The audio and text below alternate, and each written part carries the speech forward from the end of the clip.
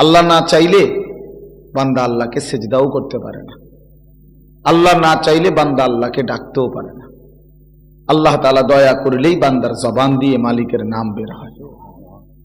হাকিমুল উম্মত মুজাদ্দিদুল মিল্লাত হযরত মাওলানা শাহ আশরাফ আলী থানভী রাহমাতুল্লাহ আলাইহি বলছেন, কেউ যখন একবার সুবহানাল্লাহ পড়ে তো দ্বিতীয়বার যখন আবার পড়ে সুবহানাল্লাহ, তো এটার প্রমাণ যে প্রথমবার আল্লাহ কবুল করছেন, এজন্য দ্বিতীয়বার বলার তৌফিক দান করেছেন। ওয়া নাউযু বিল্লাহি মিন শুরুরি আনফুসিনা ওয়া মিন সাইয়্যাতি আ'মালিনা মান ইয়াহদিহিল্লাহু ফালা মুদিল্লা লাহু ওয়া মান ইউদ্লিলহু ফালা হাদিয়া লাহু ওয়া নাশহাদু আন লা ইলাহা ইল্লাল্লাহু ওয়াহদাহু লা শারীকা লাহু ওয়া নাশহাদু আন্না সাইয়্যিদানা ওয়া হাবিবানা ওয়া মাওলানা মুহাম্মাদান আবদুহু ওয়া রাসূলুহু আম্মা বা'দ ফাআউযু বিল্লাহি মিনাশ শাইতানির রাজীম।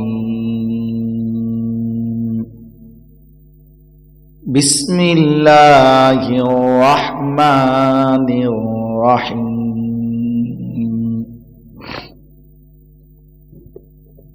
والذين لا يدعون مع الله إلها آخر ولا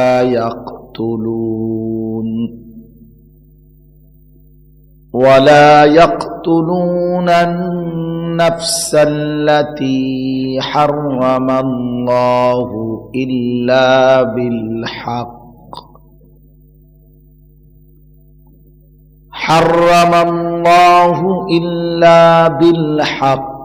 ولا يزنون ومن يفعل ذلك يلقى أثاما يضاعف له العذاب يوم القيامة ويخلد فيه مهانا إلا من تاب وآمن وعمل عملا صالحا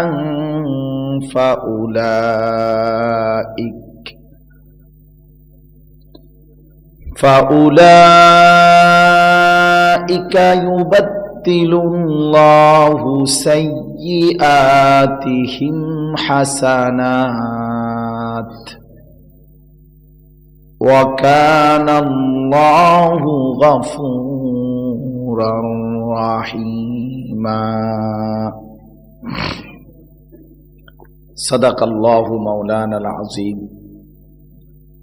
وقال نبينا صلى الله عليه وسلم إن الدنيا حلوة خضرة وإن الله مستخلفكم فيها فينظر كيف تعملون فاتقوا الدنيا واتقوا النساء فإن أول فتنة بني إسرائيل كانت في النساء اللهم صل على محمد وعلى آل محمد كما صليت على إبراهيم وعلى آل إبراهيم إنك حميد مجيد اللهم بارك على محمد وعلى آل محمد كما باركت على إبراهيم وعلى آل إبراهيم إنك حميد مجيد سبحانك لا علم لنا إلا ما علمتنا إنك أنت العليم الحكيم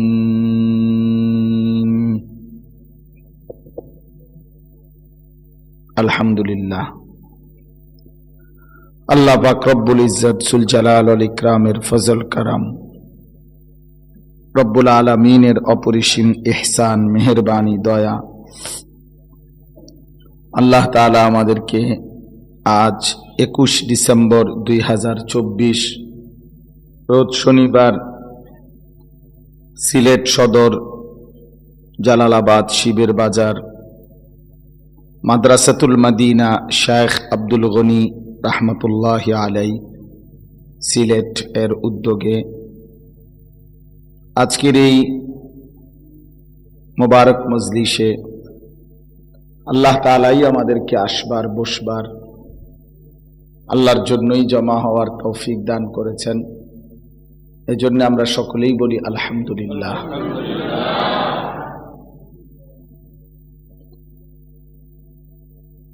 প্রথমে আমি একটা বিষয় সবার কাছে অনুরোধ করি যে আমরা যে কয়জনই বসছি মনোযোগ দিয়ে আল্লাহর কথা শোনার চেষ্টা করি। বিশেষ করে ব্যক্তিগত যে হাতের মোবাইলগুলো, এগুলো নিয়ে বারবার নাড়াচাড়া করলে, এমনকি হাতে ধরে রেকর্ড করার চেষ্টা করলেও মনোযোগ হয় না, এতে মনোযোগ নষ্ট হয়, দিলে জমে না কথা।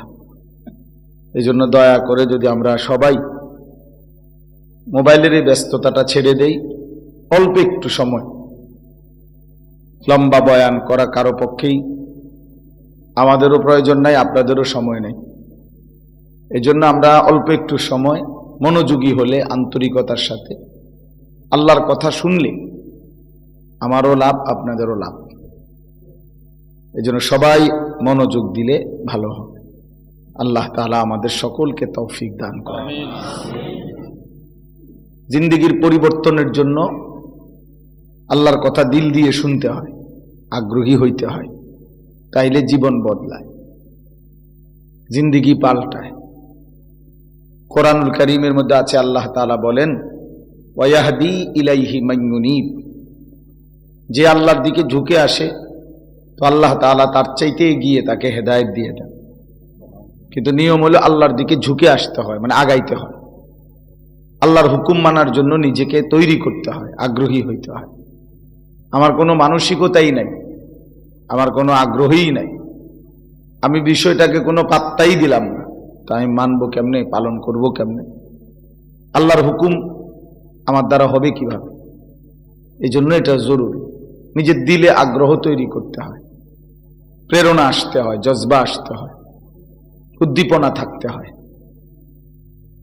কোরআনুল কারীমের মধ্যে আছে, আল্লাহ তাআলা বলেন ওয়া ইদা কুরিআল কুরআনু ফাসতামিউ লাহু ওয়া আনসিতু লাআল্লাকুম তুরহামুন, যখন তোমাদের সামনে আল্লাহর কোরআন পড়া হয় তো তোমরা যারা শোনো, শ্রোতা, তোমাদের দুইটা কাজ, ফাসতামিউ লাহু, কান লাগিয়ে মনোযোগ দিয়ে শোনো, ওয়া আনসিতু, এবং চুপ থাকো। সরাসরি আল্লাহর হুকুম, কান লাগিয়ে শোনো এবং চুপ থাকো। ফায়দা কি হবে? আল্লাহ তাআলা নিজেই বলেন লাআল্লাকুম তুরহামুন, এতে করে অবশ্যই তোমাদের উপর রহমত বর্ষিত হবে। তাফসীরে রুহুল মাআনিতে আছে রহমত বর্ষিত হবে মানে কি? মানে আল্লাহ তাআলা তোমাকে ইবাদতের তৌফিক দান করবেন। এই জন্য আল্লাহর কোরআন যদি কেউ দিল দিয়ে শোনে, চুপ থেকে শোনে, মনোযোগ দিয়ে শোনে, তো আল্লাহ তাআলা তাকে আল্লাহর হুকুম পালনের তৌফিক দেয়, আল্লাহর আদেশ পালনের তৌফিক দেয়। নামাজ রোজা পড়ার তৌফিক, এটাও আল্লাহ তাআলার অনেক বড় ইহসান। আল্লাহ না চাইলে বান্দা আল্লাহকে সেজদাও করতে পারে না, আল্লাহ না চাইলে বান্দা আল্লাহকে ডাকতেও পারে না। আল্লাহ তাআলা দয়া করলেই বান্দার জবান দিয়ে মালিকের নাম বের হয়। হাকিমুল উম্মত মুজাদ্দিদুল মিল্লাত হযরত মাওলানা শাহ আশরাফ আলী থানভী রাহমাতুল্লাহ আলাইহি বলছেন, কেউ যখন একবার সুবহানাল্লাহ পড়ে তো দ্বিতীয়বার যখন আবার পড়ে সুবহানাল্লাহ, তো এটার প্রমাণ যে প্রথমবার আল্লাহ কবুল করছেন, এজন্য দ্বিতীয়বার বলার তৌফিক দান করছেন। তো আবার তৃতীয়বার বলার তৌফিক দিয়েছেন, অর্থাৎ প্রত্যেকবার বলার দ্বারা পিছনেরটা কবুল হওয়া এটা প্রমাণ করে। এই জন্য আল্লাহ তাআলার তৌফিক না হলে বান্দা আল্লাহকেও ডাকতে পারে না। হাকিমুল উম্মত বলেন যে কেউ ফজরের নামাজ পড়ছে, তো এরপরে আবার জোহরের ওয়াক্তে আবার জোহর পড়তেছে, তো বুঝাই যায় তার ফজর কবুল হয়েছে। এই জন্য আল্লাহ তাআলা জোহরের নামাজ পড়ার তৌফিক দান করছে। এইভাবে প্রত্যেক ইবাদত পরবর্তীতে আবার করার সুযোগ পেলে এটা প্রমাণিত হয় পিছনটা আল্লাহ তাআলা কবুল করছে। এই জন্য এটা জরুরি বিষয়, এটা খুব গুরুত্বপূর্ণ বিষয় যে আল্লাহ তাআলার তৌফিক না হলে বান্দা আল্লাহর নামও নিতে পারে না। ৭২ বছর বয়স্ক হিন্দু লোক, আমি ৩ জন আলেম সহ কালেমার দাওয়াত দিছিলাম একবার এই বছর, তো ওনার বয়স ৭২ বছর। ২-২.৫ ঘন্টা আমরা ওনাকে বুঝাইবার চেষ্টা করছি। ওনার ২ ছেলে মুসলমান, হিন্দু থেকে মুসলমান হয়েছে, কিন্তু উনি একবারের জন্য আল্লাহর নাম নেয় না, কালেমা পড়ে না। বহুত বলছি, চোখের পানি ফেলছি, আমরা কাঁদছি ওনার সামনে, কিন্তু উনি আমার চিল্লার সফরে এই বছর তো উনি একবারও বলে না।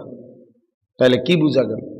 আমি তখন আমার সাথীদের কাছে বলছিলাম যে ভাই দেখেন, ৭২ বছর বয়স পার হয়ে গেল এক আল্লাহর বান্দার, অথচ তার মালিকের নাম এই লম্বা হায়াতে কোনো দিন তার মুখ দিয়ে বের হয় না। কি পরিমাণ বদনসিব, কি পরিমাণ মন্দ কপাল।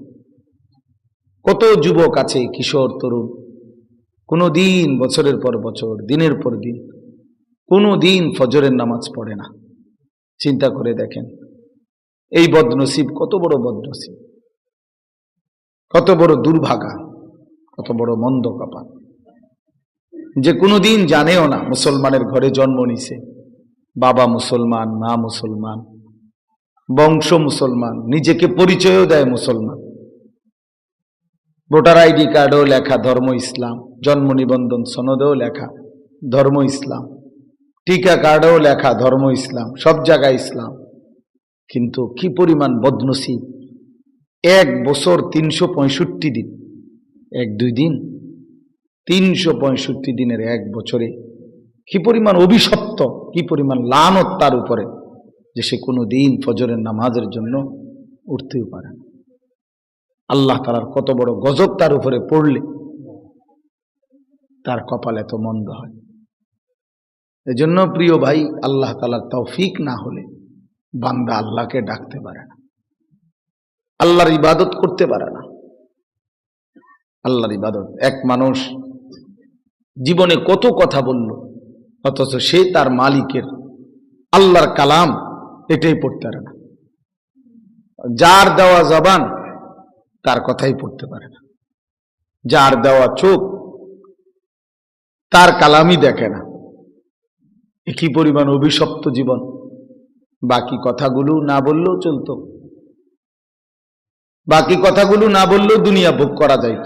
যারা বোবা, কথা বলতে জানে না, তারাও দুনিয়া ভোগ করে।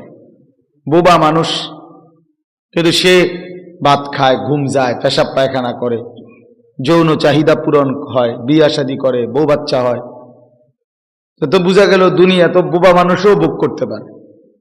কথা না বললেও দুনিয়া ভোগ করা যায়, অন্ধ হইয়াও দুনিয়া ভোগ করা যায়, বোবা হইয়াও দুনিয়া ভোগ করা যায়।